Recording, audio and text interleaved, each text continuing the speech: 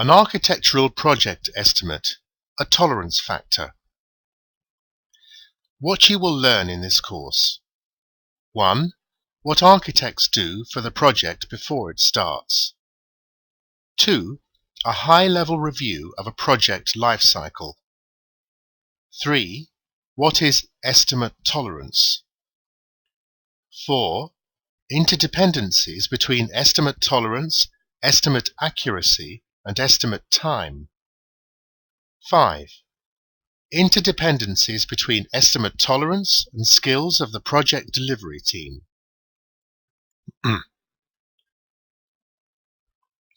Positioning architectural estimate. A life cycle of a business solution differs from a project life cycle. A business solution may include several projects. Planning a solution requires activities and funds spent before the project budget is allocated, even if only one project forms the solution. These extra activities are attributed to the duties of enterprise and solution architects, who have to answer two fundamental questions. 1. Whether an expected solution may be realized by technological means. 2. Whether the technology available to the company can provide this solution. Some enterprise architects might know the domain of interest and answer the first question relatively quickly. Others might need to research the market, which requires certain time and funding. The second question is usually answered by solutions architects who refer to available business ideas, needs and objectives in order to construct a few alternative businesses to technology solutions or even high-level designs. This work serves as a solution feasibility study. In general, such solutions comprise a use of internal resources and engagement of vendors, new products, and external services. Every one of enumerated resources is optional and depends on the particular business task and objectives. A solution feasibility study applies to all types of project development, including RUP, CMD, and Agile, Scrum and Lean. It is a complex process, especially if it includes procurement of new vendors, products, or services. One time in my practice, I had this process for 2.5 months and generated 9 alternative solutions. Since enterprise and solutions architects are relatively high-paid people, and sometimes more than one architect may be involved, the feasibility study may appear costly even before a project budget is decided and allocated. This is why corporate management tends to suppress this time to the bare minimum. However, the less effort is placed in the feasibility study, the higher risk of incorrect solution is. This means that the management should be tolerant to paying more than estimated if the estimation is based on the minimized analysis.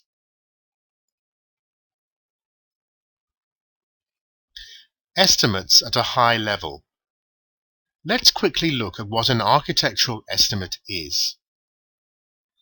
The subject of the estimate is a solution, and the outcome of the estimate include approximate costs of realization of the solution, duration and human resources required for the realization, technical or service means that should be bought from vendors, and finally, the option of the solution deployment and related cost. There are several methods of estimation as used in the industry. To mention just a few, I can refer to an IFPUG, Function Point Analysis Method, or FPA, and COSMIC method. Both methods are based on functional points and assumed for estimating the requirements for the solution.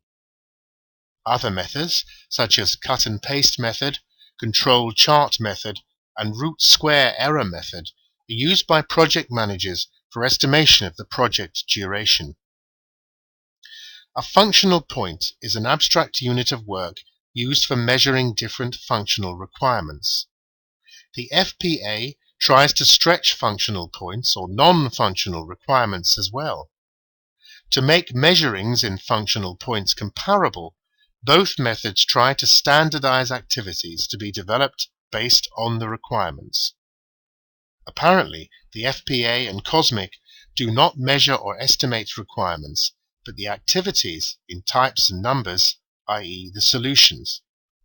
Thus, the estimator has to be a savvy solutions architect to properly apply the functional points. However, a paradox is in that the FPA and COSMIC are the instruments of business analysts, not architects. Moreover, architectural assumptions embedded into the FPA are limited to a monolithic model of late 70s and practically inapplicable to modern design practice of distributed systems. The COSMIC, which was created later, considers disassembling of a distributed solution into individual compact components and applies functional points to each of them. Nevertheless, both methods give up in cases where no user interfaces are involved and functionality is processed in a fully automated manner. The fundamental outcome of this observation is that an architect has to come up with the solution first, because the same requirement may be realized in many different ways in modern technology. Then each solution has to be developed to the details that allow it to roughly identify the major development tasks and required resources. When this is done, the cost and duration and man days may be estimated. The estimation of the vendor's products and services as well as deployment options require additional procurement work. If an architect does not have sufficient information or time, the estimate can become as effective as Baron Munchausen, who pulled himself from a swamp by his own hair.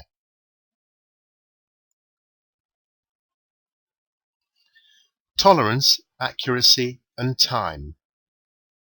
To produce a solution, or even a few alternative solutions, an architect has to deal with many aspects, including compliance, security, strategic directions, finance, relationship with key business stakeholders, and the like.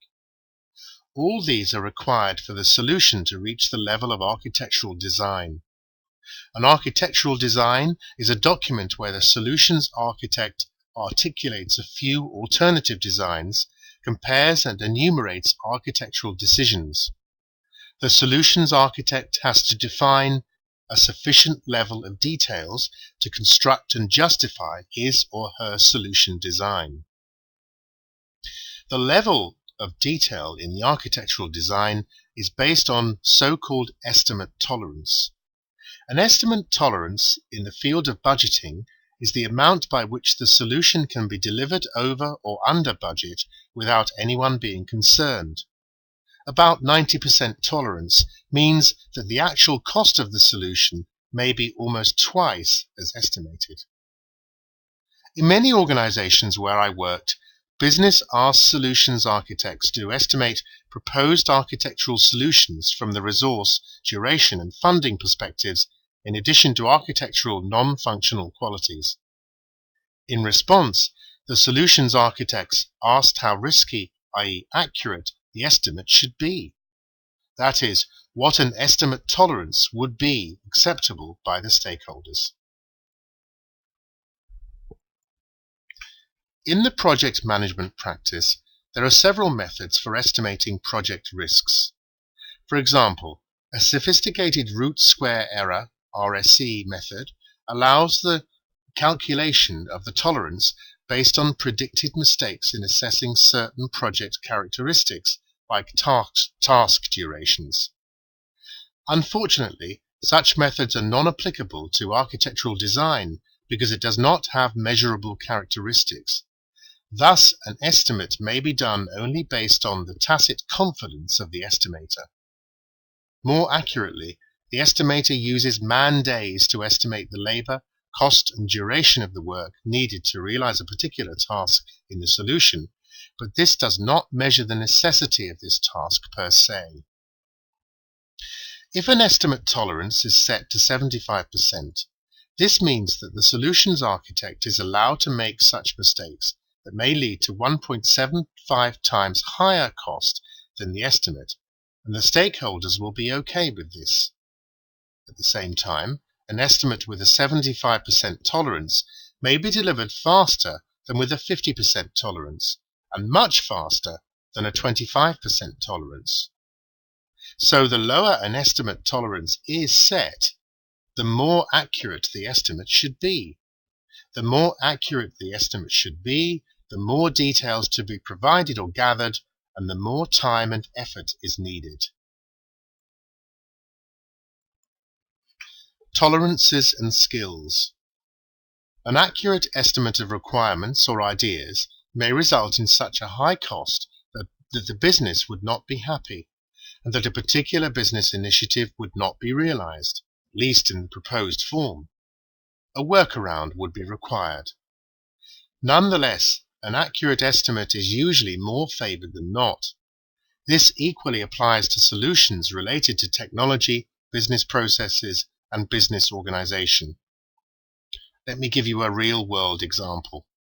A correlation between an estimate confidence, the skills in the delivery team, and the quality of the results has been found based on several projects that involved an on- and offshore development. This kind of correlation is not widely known in industry, though it contributes in each tolerance estimate to a certain degree. A corporate management has decided to move the IT delivery team from the UK to the branch in Asia.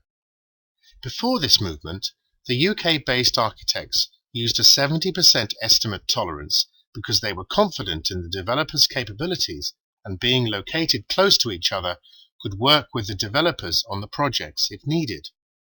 This was suitable to the business because it took just a few days to produce the estimate. When the IT delivery team moved to Asia, the business was quite surprised with the request to decrease the estimate tolerance to 25 to 30% and provide corresponding pre-project funding. The reasons for this was the quality of initially received results. The degradation of the results was objective, but ignored by the business stakeholders until the development costs started to grow. The factors that affected the results were: not many UK developers wanted to relocate to Asia and left the company. The delivery team lost its business knowledge and expertise. Knowing that there are much more resources available in Asia, the business increased the number of required projects, which resulted in hiring many new local developers with no specific business knowledge at all. Finally, despite the efforts of knowledge transfer from the UK, the rotation of staff in the Asia outsourcing providers was so high that knowledge leaked out all the time, and the actual team had to work at a low level of competence. Thus, in the absence of experts in development team, the only option was to provide a much more detailed and accurate design onshore up front, i.e., decrease the estimate tolerance and increase the cost of preparation to the delivery projects.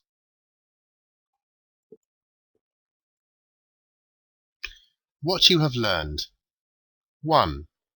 Enterprise and solutions architects perform reviews of initial business needs and conduct a solution feasibility study before a project budget is defined. 2. The project itself and its budget may be disapproved based on the solution feasibility study. 3.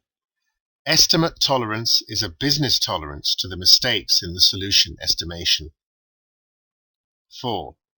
An estimate tolerance is a context factor for any architectural solution. 5. The higher an estimate tolerance is set, the less accurate the estimate may be and the more risky the solution may be. 6. An estimate tolerance may be set high with a minimal risk for the solution if the business knowledge and skills of the development team is high.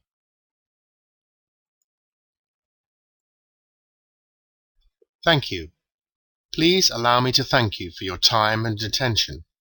I hope you have found useful information in the course. If you have any related questions, please post them in the related forum on the same website, and I will do my best to respond as soon as I can. Also, you are very welcome to post your opinion and considerations about the course in the same forum.